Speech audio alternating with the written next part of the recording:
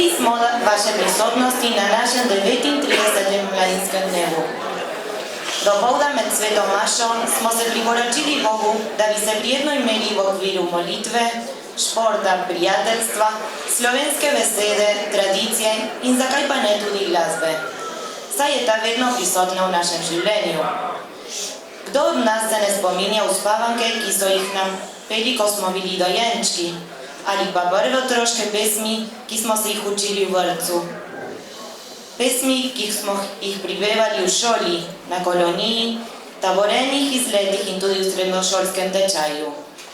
Večkrat smo sodelovali pri kakšnem otroškem ali mladinskem zboru, inštrumentalni skupini, na različnih pevskih festivalih ali kafe koncertih. Pa čeprav nimaš posluha, vseeno kakšno zabrundaš v kopalnici ali samo v avtomobilu. Mašne, otroške, narodne. Slovenska pesem obstaja v našem vsakdanjem življenju. Nas spravlja v dobrih in slabih trenutih. Nas druži v prijateljstvu, nas razlikuje, nas kulturno napaja. Zato v današnjem kulturnem programu ima glasba pomembno vlogo. Sedaj pa vas povabim, da si skupaj ogledamo kulturni program. Da vam bo všeč.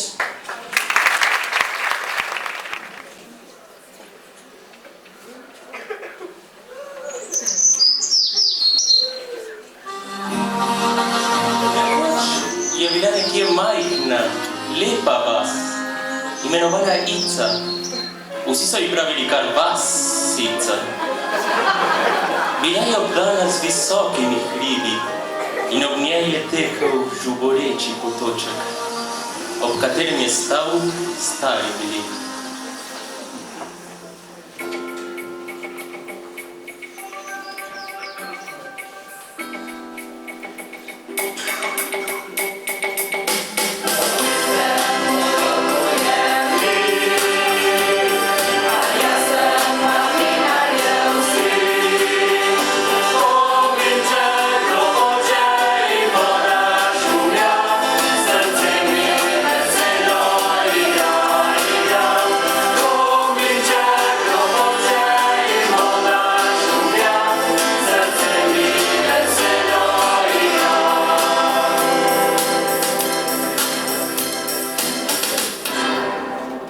V njej so živeli prijetni, delavni, veseli, dobri ljudje. V vasi je živel mlinarjev sin. Ta mladi fantič je pomagal očetu, še raje pa je imel svoje ovce, kateri je vsako jutro peljal na pašo.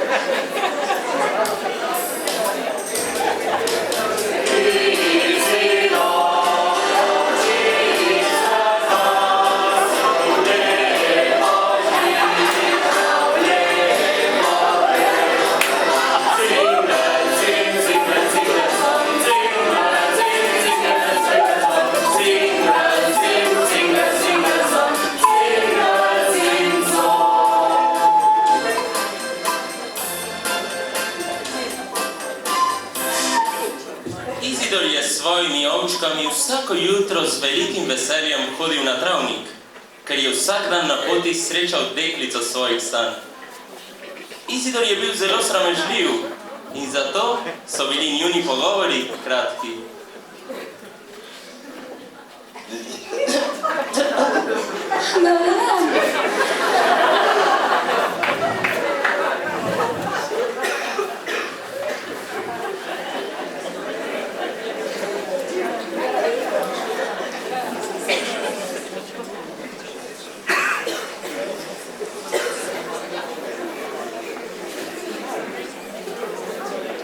Skozi več mesecev se je vsako jutro ta kratek pogovor ponavljal in dan za dnem je Izidor vedno bolj premišljeval na deklico, medtem ko je peljal ovce na pašo.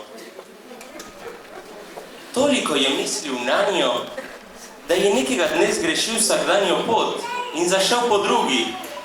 Kar naenkrat pa se je zavedal, da ne more več naprej, saj je bila pot čisto zaraščena z visokim grmovjem.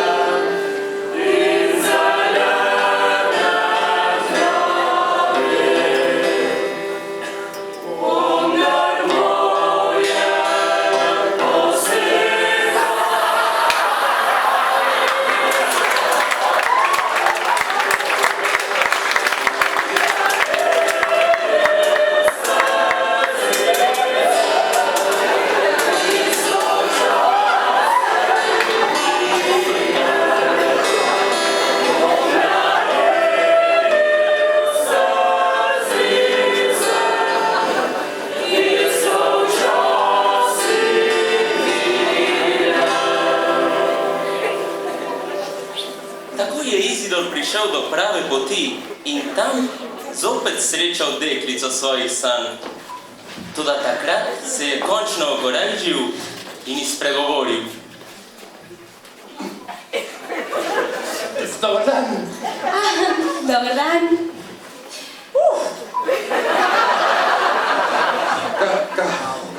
Kako je vroče, ne? Ja, zelo soparno. Ja. Saj veš, kar ubije je vlaga. Ja.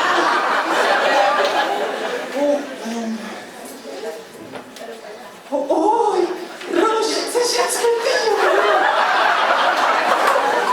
Ja. Tale je moj najljubši.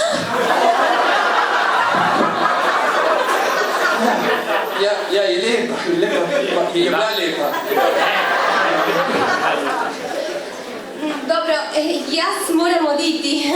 Ne, počakaj malo, prosim. Kaj pa si ti tako mudi?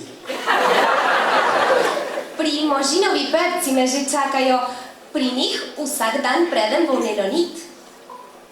V Nenonit? Torej si predica. Seveda.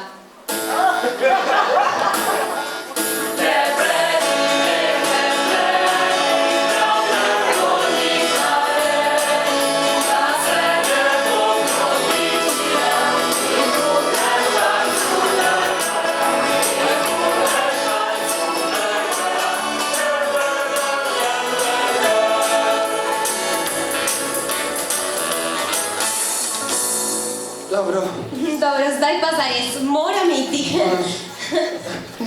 Ne, počakaj, sam. Veš kaj? Jaz vsak mesec prodam Možinovi pepci kile in še kile najboljše in najkvalitetnejše volne. Seveda, to pridobim z velikim trudom, ker je velika odgovornost paziti na čredo. Tudi imam veliko odgovornost pri planifikaciji in organizaciji vseh travnikov, ki so zelo važni za izdelavo končnega izdelka, ne? Moje delo je zelo važno za proizvodni verigi, volnenih izdelkov in... Torej si pastirc. Ja. Dobro, zdaj pa zares, moram iti. Počakaj, samo se, ta zadnja. Kako ti je ime? Terezinka sem.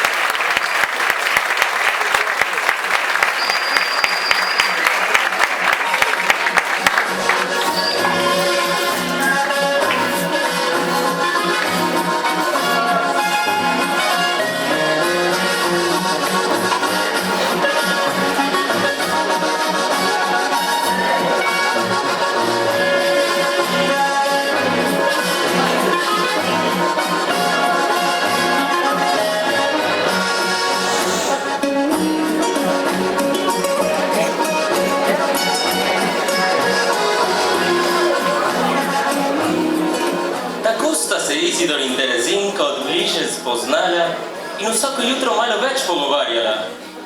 Izidorjeva ljubezen je naraščala iz dneva v dan. Stalno je pred seboj videl Terezinkin obraz ali njeno podobo in si večkrat domišljal, da z njo govori. Vendar je Terezinka gledala na odnos z Izidorjem le kot na navadno prijateljstvo. Vsako pomlad so v vasi priredili veselico, katere se je udeležilo veliko vaščanov. Kot je navada med Slovenci, so vsi plesali, jedli in pili.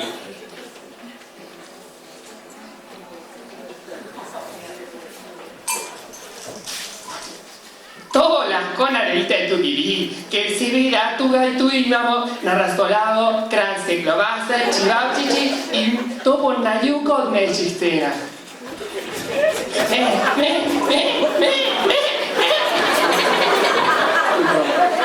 Dekleta od vasi so se že prej zmenile, da bo vsaka kaj spekla za veselico. V soboto zjutraj je Terezinka pogledala v kuhinjsko omaro in se zavedala, da nima dovolj moke, sladkorja in drugih važnih snovi. Zato se je odločila, da bo šla na kupovanje do znanega Mercatorja. Izidor je že nekaj časa premišljeval, kako bi povabil Terezinko na ples. Vsak dan je pred ogledalom vadil, kako jo bo nagovoril, da bi dobil pozitiven odgovor. Stalno si je poskušal predstavljati moment, ko bo stopil pred Terezinko in jo povabil na ples. Ob tem pa se je prepričeval, da mora premagati svojo sramežljivost.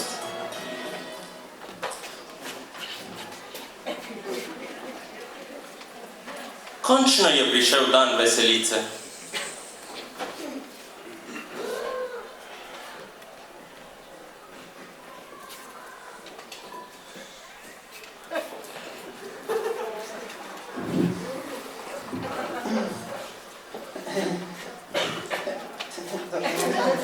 Dobro jutro. Dobro jutro. Kako se imaš, Terezinka? Jaz? Dobro. Ampak ti se dobro počutiš? Ja, se zelo dobro počutim. Ampak, veš kaj, glih danes, jaz sem hotel, zato ker sem mislil, če bi sem hotel jaz... Sej veš, da je danes ples, veselica. In jaz sem mislil, če bi ti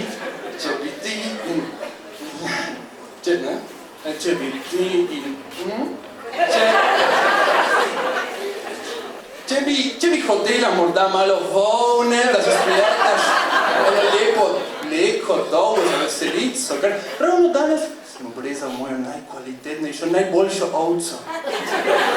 Ni malo prepozno. Ples je danes večer. Nimam časa, da bi obleko spletla. Ja, imaš prav. No, ampak isto jaz sem mislil, če bi ti... No, ravno veliko nisi mislil. Dobro, odhajam. Moram še speči potico za veselico. Tako da grem do trgovine kupit še nekaj snovi. Adijo. Počakaj, Terezinka.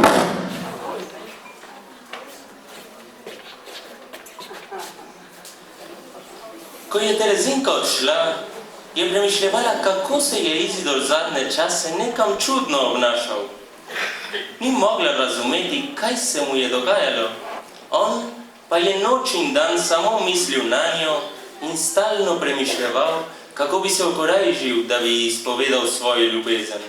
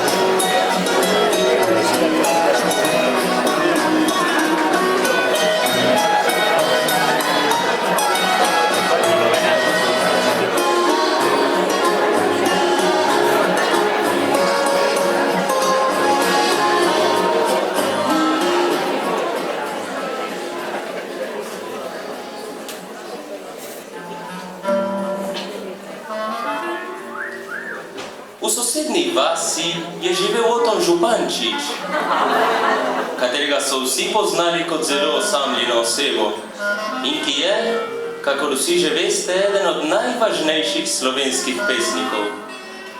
Že več kot 5 let je pisal pesmi o Cicibanu. Tiste dni je dobil nov kreativni navdih in pričel pisati novo poezijo. Aram sam sam, aram sam sam, guli guli guli, guli guli, aram sam sam. Pisal jo je s posebno ljubeznijo in večkrat ga je ganilo do solz, ker si je globoko v srcu želel imeti sina. S pisanjem nove pesmi je želja po sinu hudo naraščala. Zato se je odločil, da bo uporabil svoje znanje o mizarstvu, ki je bil njegov najbolj priljubljen hobi poleg pesništva, in tako ustvaril lesenega otroka.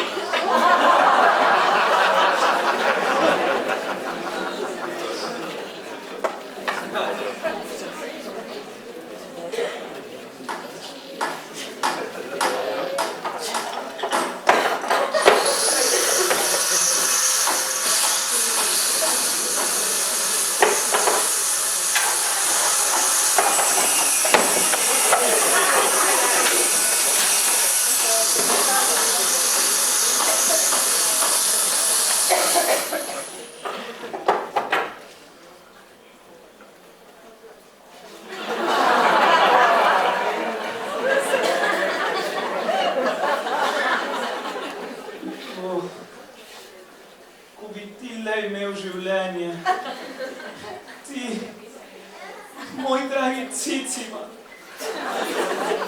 koliko časa že sanjam o tebi. 5 let že sanjam o tebi. Ampak ti si samo iz lesa,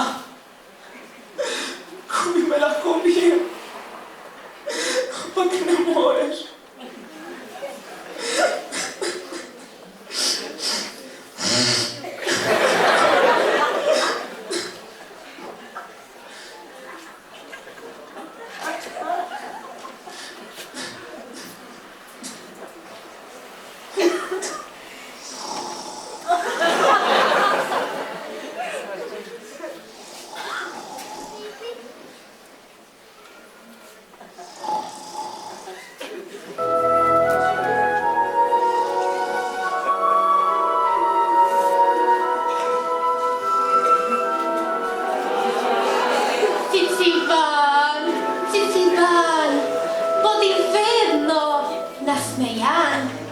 Pil boš rad, pil cel dan, ker postal boš muzikant. Toda, če boš kdaj lagal, zrasel ti bo. Toda, če boš kdaj lagal, zrasel ti bo, zrasel. Že. Toda, če boš kdaj lagal, zrasel ti bo nos.